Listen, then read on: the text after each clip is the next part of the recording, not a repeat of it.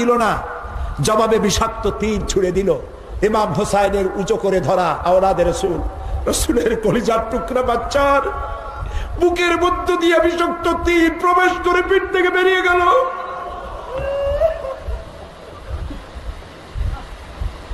ইমাম হোসাইন বাচ্চাকে কোলে নিলেন, বুক থেকে রক্ত ফিনকি দিয়ে উঠছে বাচ্চার, আজলা ভরে রক্ত চেহারায় মাখতে লাগলেন আর বললেন, ও রাসূলের আওলাদ, হযরত সালেহ আলাইহিস সালামের উটনির রক্তের চাইতে তোমার রক্তের দাম আল্লাহর কাছে বেশি। সালেহ আলাইহিস সালামের চাইতে মুহাম্মদুর রাসূলুল্লাহর মর্যাদা আল্লাহর কাছে লক্ষ গুণে বেশি। শহীদ বাচ্চাকে কোলে করে নিয়ে তাঁবুর মধ্যে প্রবেশ করে বলছেন, স্ত্রীকে ডেকে বললেন, না, বাচ্চা কোলে না, একেবারে পানি পান করে ঠান্ডা হয়ে গেছে, কিয়ামত পর্যন্ত পানি পানি বলে আর তোমার লোক কষ্ট দিবে না, এমন পানি পান করছে আর পানি চাইবে না। শহীদ বাচ্চা স্ত্রীর কোলে ছেড়ে দিয়ে ইমাম হোসাইন তরবারি নিয়ে ঝাঁপিয়ে পড়লেন ময়দানে। বহু সংখ্যক শত্রু সৈন্য নিধন করে ফোরাত কুল উন্মুক্ত করে ফোরাতের কিনারা গিয়ে দাঁড়ালেন। আকণ্ঠ তৃষ্ণার্ত ক্ষুধার্ত ইমাম হোসাইন এক আজলা পানি তুলেছেন ফোরাত থেকে, পানি মুখে দিবেন, চিন্তা জাগলো, আরে একটা ফোঁটা পানির জন্য আবার কলিজার টুকরা মরে গেল, এই পানির জন্য 40 জন মানুষ শহীদ হয়ে গেল, এই পানি আমি কেমনে পান করব? হাতের পানির জায়গায় পড়ে গেল। আবার ঘোড়ার পৃষ্ঠে আরোহণ করলেন। চতুর্দিক থেকে তীর তরবারির বৃষ্টি বর্ষণ হতে লাগলো। ইমাম হোসেন বললেন, একটু থামো, এজিদের সৈন্যরা একটু থামো, তোমরা কার গায়ে তীর মারো? আমি কি রাসূলুল্লাহর নাতি নই? আমি কি মা ফাতেমার কলিজার টুকরা নই?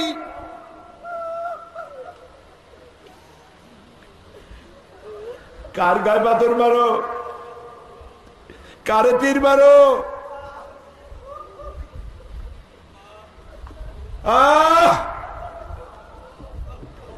ইমাম হোসেন উটের পৃষ্ঠের উপর থেকে পড়ে গেলেন।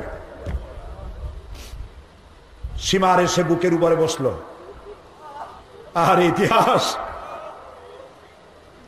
সানান ইবনে নাখফি এসে ইমাম হোসেনের গলার কাছে বসে তরবারি দিয়া খঞ্জর দিয়া পোঁচাইয়া দেহ থেকে ইমাম হোসেনের মস্তককে বিচ্ছিন্ন করে ফেলে দিল। এজিদি সৈন্যরা ঘোড়ার পৃষ্ঠে সওয়ার হয়ে ঘোড়ার পায়ের পদাঘাতে ইমাম হোসেনের শরীরকে ছিন্ন ভিন্ন করে ফেলে দিল। 11ই মুহররম সকালবেলা উম্মুল মুমিনিন আমাদের মা হযরত উম্মে সালমা রাদিয়াল্লাহু তাআলা আনহা ঘরের বারান্দায় বসে কাঁদতেছেন। ফজরের পর কয়েকজন মেয়ে লোক এসে জিজ্ঞেস করছেন, মা কাঁদেন কেন? তিনি বলছেন, আজকে রাতে আমি স্বপ্নে দেখছি রাসূলুল্লাহ আমার বাড়ি আসছেন। আমি দেখতে পেলাম রাসূলের দাড়ি মোবারকে ধুলাবালি মাখা, মুখখানা বলি, চোখ দিয়ে পানি পড়তেছে। আমি জিজ্ঞেস করলাম, ইয়া রাসূলুল্লাহ কাঁদেন কেন? আপনার দাড়িতে ধুলাবালি মাখা কেন? রাসূলুল্লাহ বললেন, উম্মে সালমা তুমি জানো না আমি এই যে কারবালা দিয়া কেবল আসলাম, আমি দেখে এলাম আমার কলিজার টুকরা বাবা তোমার নয়নের বডির মাথা দেহ থেকে আলাদা করে দিয়েছ না।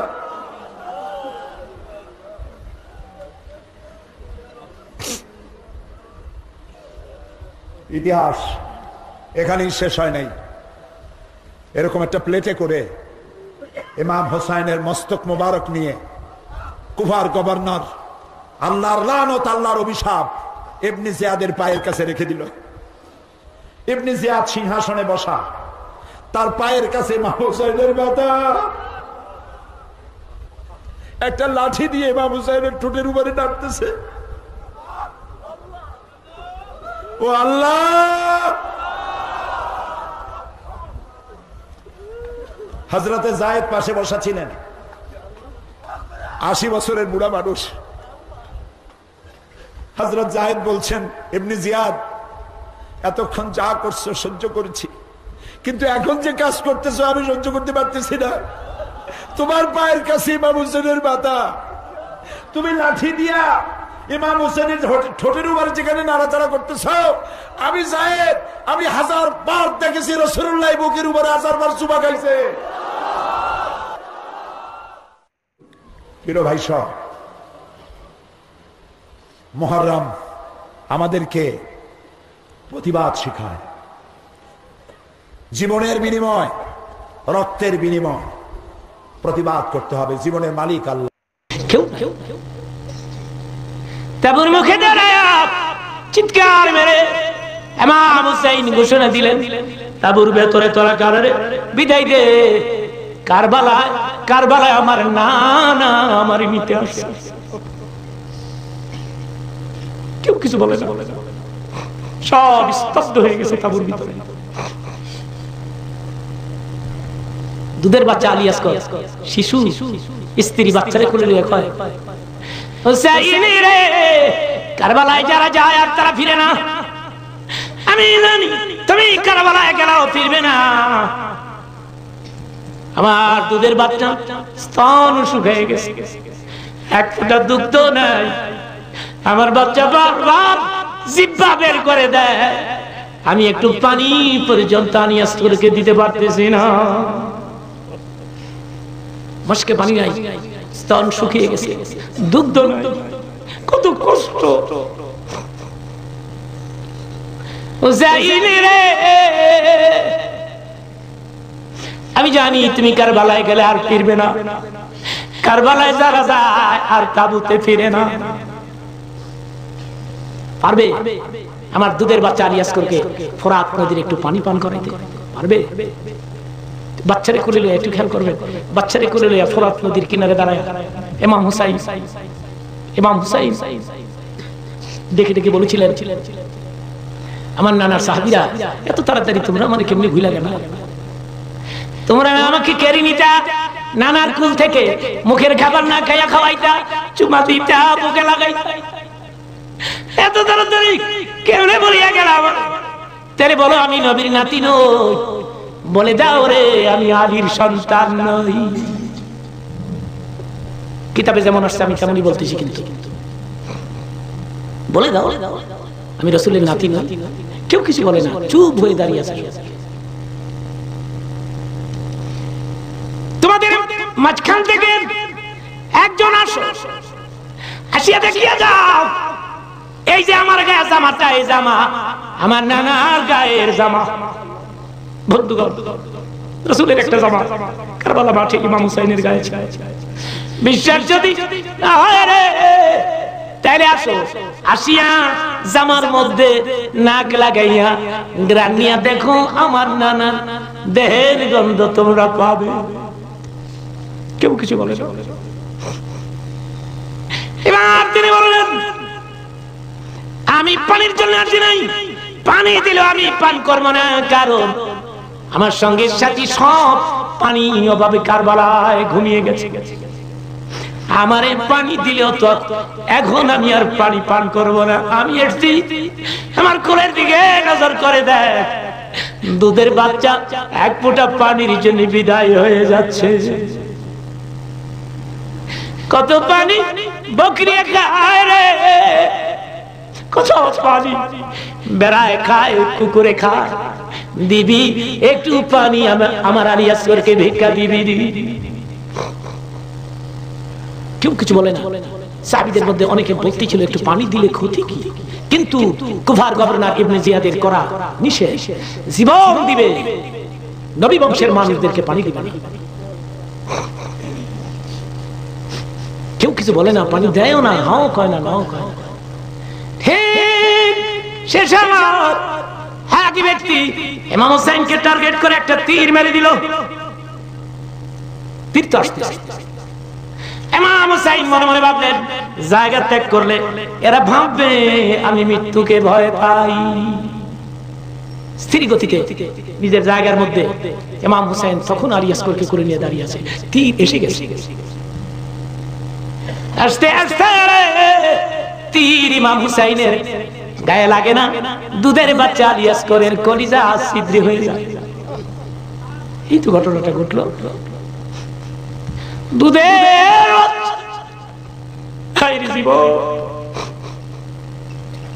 আলী আসগর শহীদ হয়ে গেছে। তখন হয়তো আলী আসগর পিতার দিকে নজর করে বলতেছিলেন, বাবা গো, আমার মায়ের কি আমার সালাম কই আর কই, আমার মা যেন আমার জন্য না কাঁদে। কারবালায় মায়ের বুক জুদা করলাম, জান্নাতুল ফেরদাউসে মার বুক জুদা করব না। সুবহানাল্লাহ। একটু খেয়াল করবে, বাচ্চাটারে কোলে লইয়া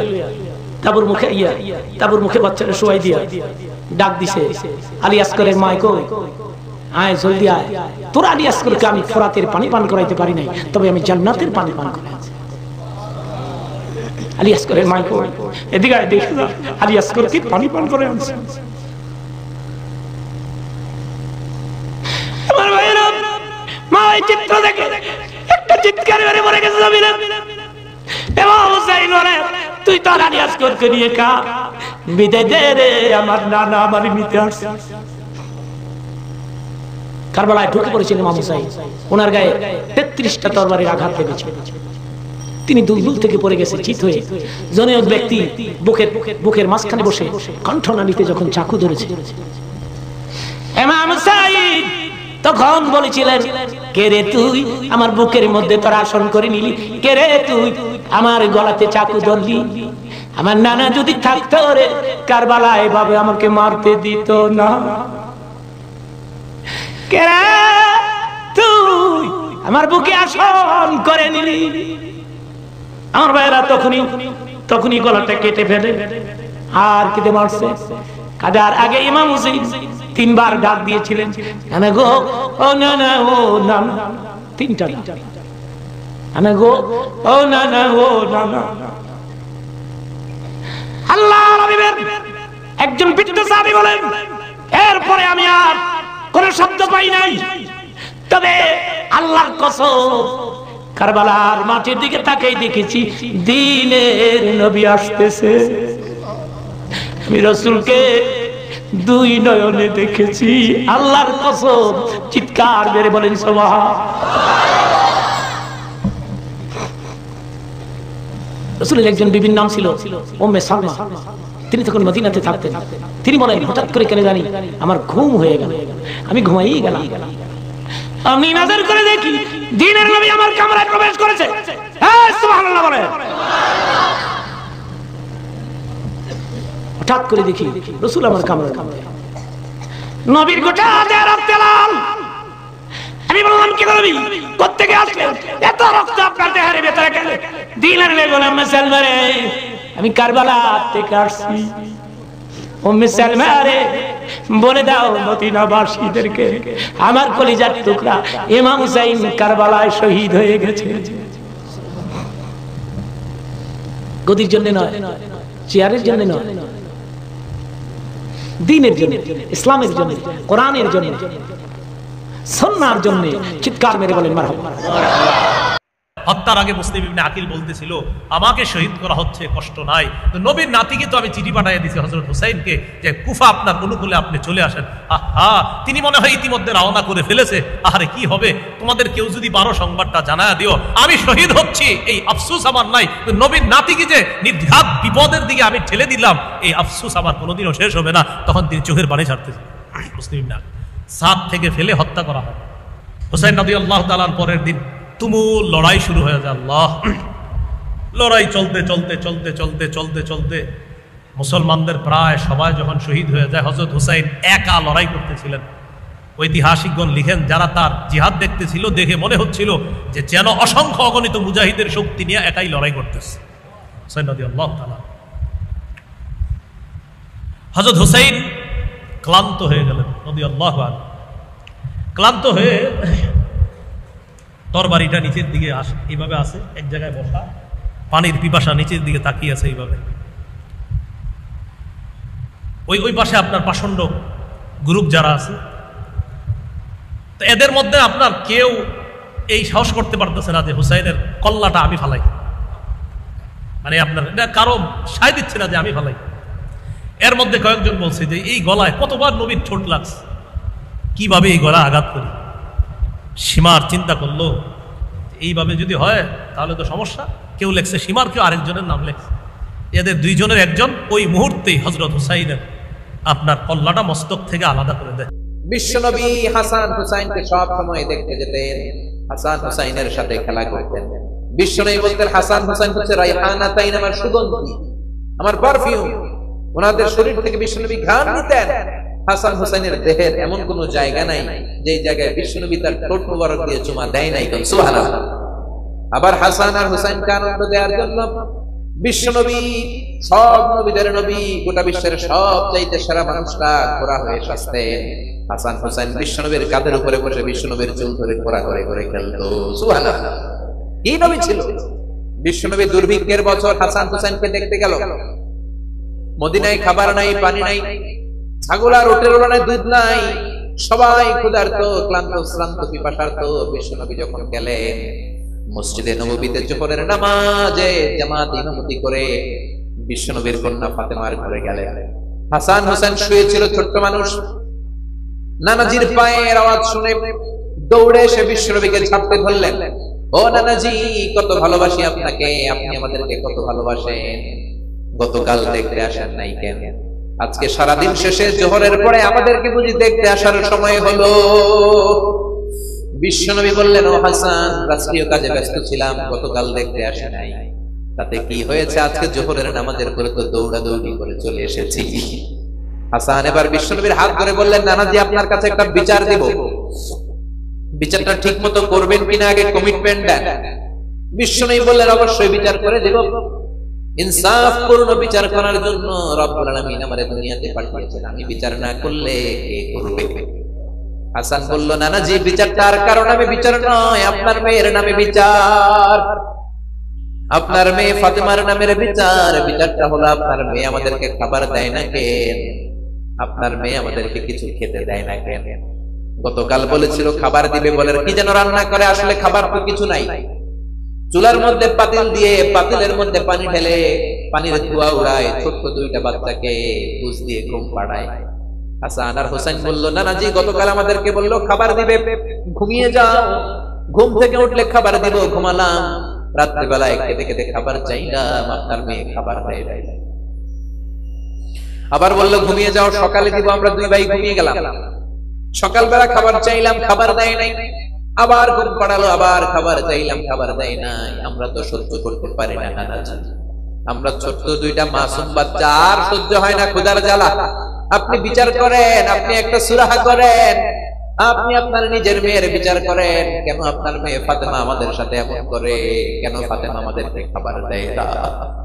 বিশ্বনবীর মুখ দিয়ে কোনো কথা বেরোয় না, ধা ধা করে শুধু বিশ্বনবীর চোখের পানি ছাড়েন। বিশ্বনবী হুসাইনকে ডেকে বললেন, ও হুসাইন, কাছে আয়। কাছে আসার পরে বিশ্বনবী ওনার সামদেশের জুব্বাটা উপরে দিকে তুললেন। বিশ্বনবী হুসাইনকে ডেকে বললেন, হুসাইন রে, নজর করে দেখ, আমার পেটের মধ্যে 3টা পাথর বাঁধা। একদিন খাবার না পেয়ে তোদের দুই ভাইয়ের সহ্য হয় না, আর আমি বিশ্বনবী গত 3 দিন আমার পেটে কোনো দানা পানি পড়ে না। গত 3 দিন যাবত আমি কিছু খেতে পারি নাই রে হুসাইন। একদিনের ক্ষুধার কষ্টে তোদের যদি এত জ্বালা হয়, আমার 3 দিনের ক্ষুধার কষ্ট বেশি। আজীবন বিশ্বনবী এরকম কষ্ট করেছেন। তায়েফের ময়দানে পাথরের আঘাত খেয়েছেন, উহুদের ময়দানে দাঁত ভেঙে ঝরঝর করে রক্ত পড়েছে। শিয়াবে আবি তালেবে 3 বছর জেল কেটেছেন। প্রথম বছর খেয়েছেন খাসির গোশত। প্রথম বছর শেষে আর কোনো খাসি নাই, সব খাসি শেষ। এবার খাসির চামড়াগুলো পানিতে ভিজিয়ে ভিজিয়ে খেতেন। তৃতীয় বছরেও চামড়া নাই। তৃতীয় বছরে গাছের পাগল ছাল বিশ্বনবী সহ সবগুলো লোক জীবন ধারণা করেছেন। তায়েফের ময়দানে পাথরের আঘাত খাওয়ার পরেও বদদুয়া করেন নাই, ঠিক কিনা? হাজার ব্যথা বেদনার পরে ফিরে আসনি তুমি আপন ঘরে, দিনের আলো তুমি ছড়িয়ে দিতে, চলে গেলে মদিনায় মক্কা ছেড়ে। হে রাসূল, তোমাকে ভুলি আমি কেমন করে? খেয়ে না খেয়ে দিন প্রচারের কাজে নিজেকে দিয়েছ বিলিয়ে, তাইফের কাফিরেরা চিনল না সে আলো। দুষ্ট ছেলেদের পিছু দিল লেলি, পাথরের আঘাতে ক্ষত বিক্ষত হই, সারা শরীর থেকে রক্ত ঝরে। হে রাসূল তোমাকে বলি আমি কেমন করে। আল্লাহু আকবার। কেমন নবী ছিলেন তিনি, কেমন নবী যেদিকেই তাকান আমাদের জীবনে তার জীবনী থেকে শিক্ষা আছে না নাই? খুনসুটি করতেন নাতিদের সাথে। হুসাইন একবারে বিশ্বনবীকে প্রশ্ন করলো, নানাজি মানিল আমজাদে ইলাল্লাহ আনতা আমানা, ও নানা বলেন কে আল্লাহর কাছে বেশি দামি, আপনি নাকি আমি?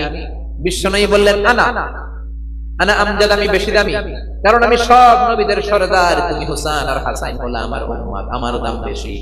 হুসাইন বলল, নানাজি আনা লা ওয়াফিক, আমি মানি না, আমার চাইতে আপনার দাম বেশি নয়, বরং আমি আপনার নাতি হয়েও আপনার চাইতে আমার দাম বেশি। সুবহানাল্লাহ। বিশ্বনবী বললেন, কেমন করে তোমার দাম বেশি, বলো। হুসাইন বলল, নানাজি মাসমু আবিক, আপনার বাবার নাম কি? বিশ্বনবী বললেন, আমার বাবার নাম হলো আব্দুল্লাহ। হুসাইন বলে, খালি আব্দুল্লাহ, লাইসা ক্বাবলাহু ওয়ালা বা'দাহু শাই, খালি আব্দুল্লাহ, আপনার বাবার নামের আগে কোনো টাইটেল নাই, পরেও কোনো টাইটেল নাই। আমার আব্বার নাম আপনি জানেন নাকি? আমার আব্বার নাম হলো আলী কাররামাল্লাহু ওয়াজহা। সুবহানাল্লাহ। আপনার আব্বা, আমার বাবা হলো শেরে খোদা, দুনিয়ার সব কাফেরদের জন্য আমার বাবারে বাগ বানিয়ে পাঠিয়েছে কে? আমার বাবা বিশ্বনবীর মেয়ের জামাই। আপনার আব্বা আব্দুল্লাহ কি কোন নবীর মেয়ের জামাই নাকি? বিশ্বনবীর মুখ দিয়ে কথা বের হয় না। হুসাইন আবার প্রশ্ন করলেন, নানা বলেন তো মাসমু উম্মি, হোয়াটস ইওর মাদারস নেম, আপনার মায়ের নাম কি? কি নাম বলেন? তোরা দেখে যা আমিনা মায়ের কোলে, মধু পূর্ণিমারি সেথা চাঁদ দোলে, যেন উষার কোলে রাঙা রবি দোলে। তোরা দেখে যা আমিনা মায়ের কোলে, কুল মখলুকে আজি ধ্বনি উঠে এলোই, কালেমা শাহাদাতের বাণী ফুটে এলোই, পড়ে দুরুদ ফেরেশতা বেহেশতের কোলে। তোরা দেখে যা আমিনা মায়ের কোলে। আল্লাহু আকবার। বিশ্বনবী বললেন, হুসাইন আমার মায়ের নাম হলো আমিনা। হুসাইন বলে, আপনার মায়ের নাম আমিনা হয়েছে তো কি হয়েছে? আমার মায়ের নাম আপনি জানেন নাকি? আমার মায়ের নাম কিন্তু ফাতেমা। সুবহানাল্লাহ কইবেন না? সাইয়্যিদাতুন নিসাই আহলিল জান্নাত, জান্নাতে যত রমণীরা যাবে সবার সর্দারিনী আমার মা হলো বিশ্বনবীর কলিজার টুকরা। বিশ্বনবী বলতেন, ফাতিমা তু বিদউন মিন্নি, ফাতেমা আমার কলিজার টুকরা। যে ফাতেমারে কষ্ট দেয় সেজন্য আমারে কষ্ট দেয়, যে ফাতেমারে আনন্দ দেয় সেজন্য আমি নবীরে আনন্দ দেয়।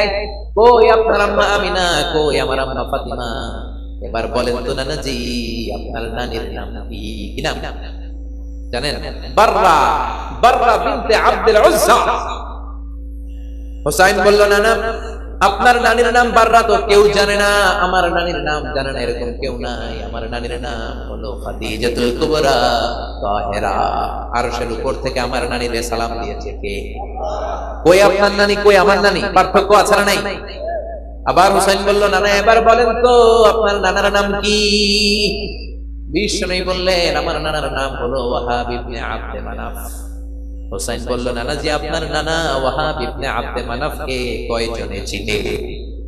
আপনার নানার নামটা কয়জনে জানে? আপনার নানার নামে কয়জনে তাকবীর দেয়? আপনার নানার উপরে কয়জনে দুরূদ পড়ে?